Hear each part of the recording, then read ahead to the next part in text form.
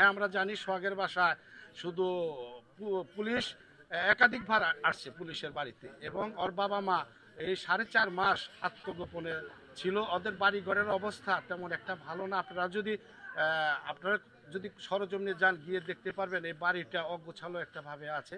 বাড়িটার কোনো বাড়ি বলা যায় না, এটা একটা বলা যাবে যে এটা একটা গোয়াল ঘর, একটা নোংরা আবর্জনার ভেতরে এখন পর্যন্ত আছে।